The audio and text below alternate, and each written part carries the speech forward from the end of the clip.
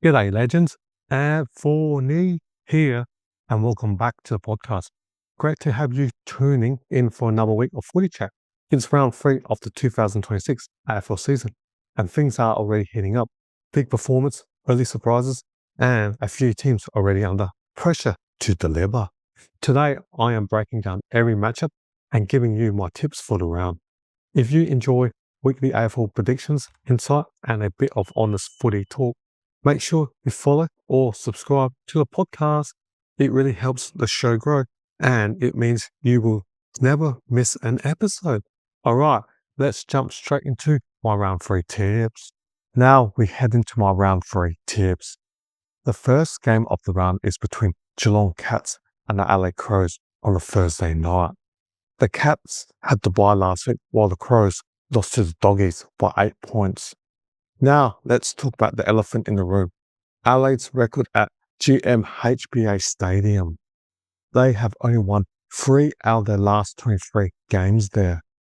Key matchup, Jeremy Cameron versus Jordan Butts or Nick Murray. If Cameron gets off the chain early, the Crows are in trouble. Other factors to consider is Adelaide's midfield pressure versus Geelong's clearance game. Vital battle. Due to these factors, I'm going to select Geelong by 17 points. The second game of the week is on a Friday night between Collingwood Magpies and GWS Giants. Collingwood had the bye, whereas the Giants lost at home to St Kilda by 4 points. The last 6 games between these two sides, 3 wins each apiece, dead even. Key matchup, the Dacos brothers versus GWS midfield rotation. Also in the forward line for the Giants, Toby Green versus Braden Maynard. Due to these factors and the Giants losing their last 2 games, I'm going to tip the Maggies to win by 9 points, and we're expecting Darcy Moore to come back this week. The third game of the week is between St Kilda Saints and the Brisbane Lions. The Saints had a good 4-point win against the Giants last week, whereas the Lions had the bye.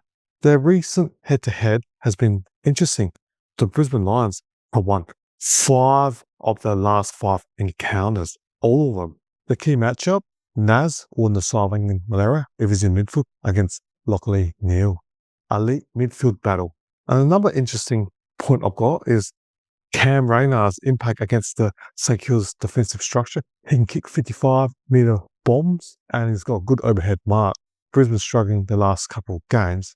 I'm still going to tip the Lions to win, not by a lot, 12 points. I just have a gut feel that I don't see the Lions losing 3 in a row. The fourth game of the week is between Fremantle Dockers and Richmond Tigers. Fremantle demolished Melbourne last week by 40-odd points, and the Tigers got absolutely smashed by the Gold Coast Suns by 68 points. Just looking at the last 5 meetings, Richmond have actually won 3 of their last 5 games, but the context is completely different now. The Tigers are currently in rebuild mode, nowhere near their old premiership window, so this skews the numbers. Key matchup, Sarong and Brayshaw versus the young, developing Richmond's midfield, but you do have experienced players like Taranto, plus Fremantle's full efficiency, your Amos, Tracy, against the young backs of Richmond's backline. The games in Western Australia, Fremantle is in win now mode, and I'm going to tip Fremantle to win pretty comfortably by 21 points. The fifth game is between Essendon Bombers and North Melbourne Kangaroos. Essendon got floored by Port Adelaide Power by 68 points last week. On paper, the historic numbers lean heavily Essendon's way. The Bombers have dominated this matchup, winning all of their last 5 encounters against the Roos, with margins ranging from tight finishes to big wins. But context matters. Those results came during a period where North Melbourne were deep in a rebuild, young, inexperienced, still building a core identity.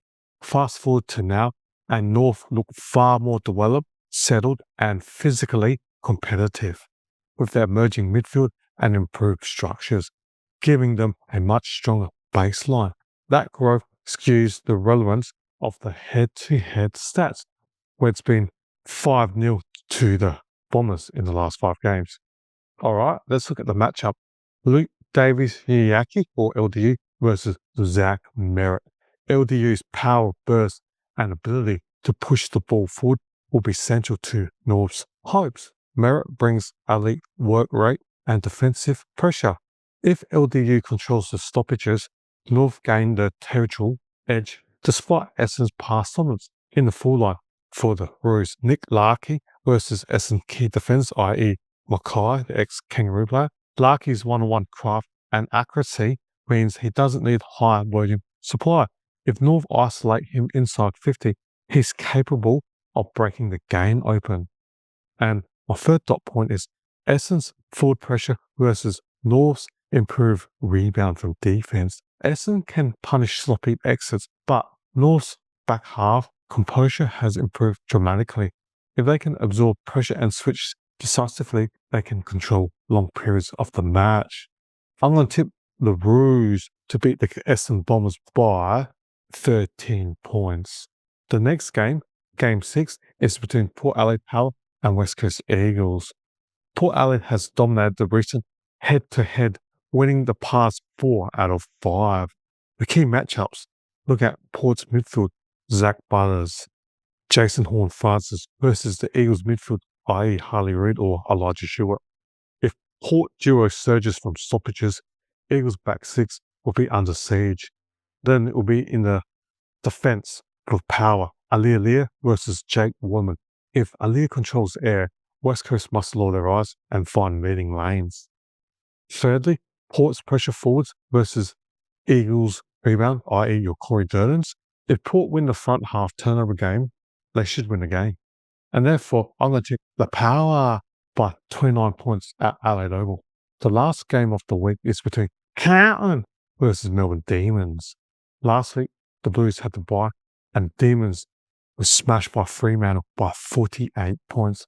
Key matchup, you got P. Cripps, Sam Walsh in the midfield against Melbourne, where you got Cozzy Pickett, given that there's no Oliver and Petrarca anymore for the D's. And if the Blues midfield connect clearly to their forwards by winning the contestable and transition speed, I can see Harry Mackay and Mitch McGovern having a field day, and they can easily outscore the Demons setup. And another interesting matchup is Melbourne's defense of Lever and Perry against McKay and McGovern. The kicking angle and hit-up depth matters. Shallow entries speed Lever and Petty intercepts. But, as I said earlier, if the Blues midfield dominate, McGovern and McKay will have a field day.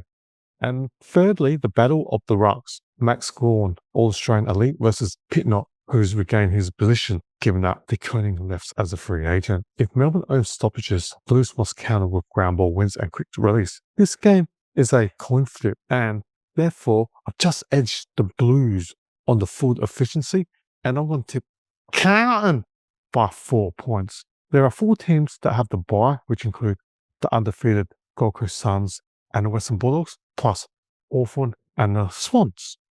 So plan your fantasy and tips as accordingly. And that's my full preview and tips for round 3 of the 2026 AFL season, where I tip Geelong, the Maggies, the Lions, Fremantle, the Kangaroos, the Power, and Carlton. And that wraps up my AFL round 3 tips for 2026. Some tight ones, a few bold calls, and maybe a couple upsets on the cards. Thanks for listening, legends. I always appreciate you giving the show your time each week. If you enjoyed the episode, don't forget to subscribe, drop a rating, or share it with a mate who loves their footy as much as we do. And if you have got your own tips for the round, send them through. I love to hear what you are backing. I am Anfornee. This has been your round 3 preview, and I will catch you next week for round 4. Have a cracking weekend of footy, and go your team!